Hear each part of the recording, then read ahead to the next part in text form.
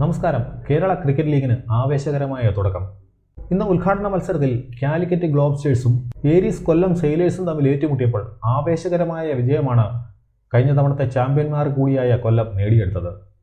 അവസാന ഓവർ വരെ ആവേശം മുറ്റിനിന്ന മത്സരത്തിൽ ഒരു പന്തും ഒരു വിക്കറ്റ് ബാക്കി നിൽക്കെയാണ് കൊല്ലം വിജയം നേടിയെടുത്തത്. ആദ്യം ബാറ്റ് ചെയ്ത കാലിക്കറ്റ് 18 ഓവറിൽ 138 റൺസിന് ഓൾ ഔട്ടായി. ഷറഫുദ്ദീന്റെ മാരക ബൗളിംഗാണ് അവർക്ക് വിനയായത്. 3 ഓവറിൽ 16 റൺസിന് 4 വിക്കറ്റാണ് ഷറഫുദ്ദീൻ കൊയ്തത്.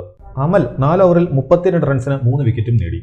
കാലിക്കറ്റിനായി 22 പന്തിൽ 6 സിക്സിന്റെയും 3 ഫോറിന്റെയും അകമ്പടിയോടെ 54 റൺസ് രോഹൻ കുന്നുമൽ വാരിക്കൂട്ടിയപ്പോൾ മറ്റാർക്കും തന്നെ കാര്യമായി സ്കോർ ചെയ്യാനായില്ല. സൽമാൻ നിസാർ 18 പന്തിൽ 21, മനു കൃഷ്ണൻ 14 പന്തിൽ 25 എന്നിവരാണ് കുറച്ചെങ്കിലും റൺസ് അടിച്ചത്. അങ്ങനെ 138 റൺസിന് കാലിക്കറ്റ് ഓൾ ഔട്ടായി. മറുപടി ബാറ്റിംഗിന് ഇറങ്ങിയ കൊല്ലത്തിന് ആദ്യ പന്തിൽ തന്നെ തിരിച്ചടിയേറ്റു. വിഷ്ണു വിനോദ് ഗോൾഡൻ ഡക്കായി പുറത്തായി.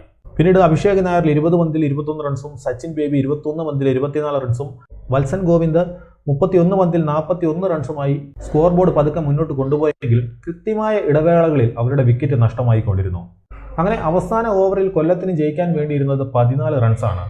ആദ്യത്തെ 3 പന്തിൽ വെറും 2 റൺസ് മാത്രം നേടാനായി അവർക്ക് 4-ാമത്തെയും 5-ാമത്തെയും പന്തിൽ അവസാന വിക്കറ്റായി കളത്തിലെത്തിയ ബിജു നാരായണൻ തുടർച്ചയായി സിക്സറിന് പറത്തിക്കൊണ്ട് നാടകീയമായ വിജയം കൊല്ലത്തിന് നേടിക്കൊടുത്തു.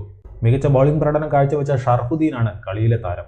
അങ്ങനെ KCLന്റെ 2ാം സീസണിലെ ആദ്യ മത്സരം കഴിഞ്ഞ തവണത്തെ ചാമ്പ്യന്മാർ കൂടിയായ ഏരീസ് കൊല്ലം സെയിലേഴ്സ് വിജയിച്ചുകൊണ്ട് തുടങ്ങി.